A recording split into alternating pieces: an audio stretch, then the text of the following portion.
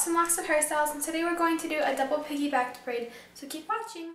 So basically I'm just going to do two inside out French braids or Dutch braids, one on top of the other that are stacked. So get a little section of hair at the top and pull it back. And then once I decide how much I want, just the crown of your hair, then I take a little section out of the middle and I will just move it out of the way. If you're doing it on yourself, pin it down, or if it's on someone else, have them hold it. That will be the little skinny braid that rests on top of this braid. So right now we're doing the underneath braid, and I'll divide it into 3 sections, and I'm going to do a French braid, again, that's inside out, or the Dutch braid. So for that, we have a video on it if you need to watch that one. But when you get to the center, instead of crossing over the braid, notice that I'm going to send it underneath the middle section. See, like that. So you just slip it under, and that way it makes the braid really pop from the head and it sticks out instead of lays flat. So grab a little section of hair from that side, smooth it out if you get, if it doesn't lay flat. And then right before I'm going to send it over, I'm going to grab a little teeny piece, about that much, and just send it over the top of your head and save it, because that again will be part of the skinny braid that rests over the top of this one. So continue your Dutch braid, pull a little section over. I like to keep my braids really, really smooth looking, so I pull out my brush often to keep it that way. Now always cross it over the middle, but when you're on this left side, or I'm sorry, on this right side over here, grab a little bit of hair, about that much, send it out of the way, whoops, send it out of the way and save it for the little skinny braid up top. And just keep working your way down, and when I get about this far down, I want to puff this braid.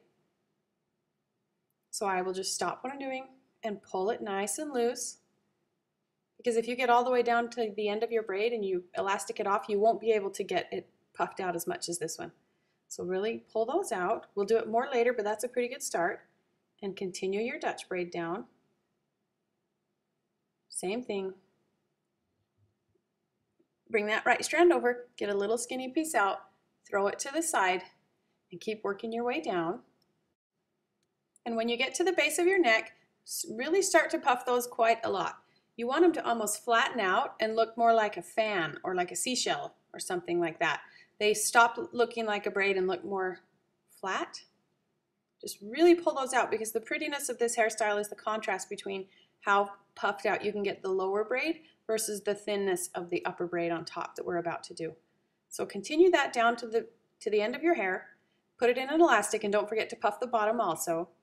And then drop those little strands that you grabbed that were on that right side, and take the section of hair from the top and brush it out before you start.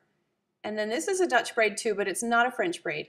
But a Dutch braid, I think, pops a little bit more than a regular braid. So braid it inside out and come down. Remember, it's not French braided, it's just a regular braid. Braid down to where you have your first little strand that was one of those braids on the right, well, one of the little strands on the right side, and incorporate it into your braid, twisting it underneath the braid. And then this is what will anchor it to your hair, so it doesn't just look like 2 braids that are flopping, but they'll actually be hooked together. So notice I just grabbed another one of those little strands.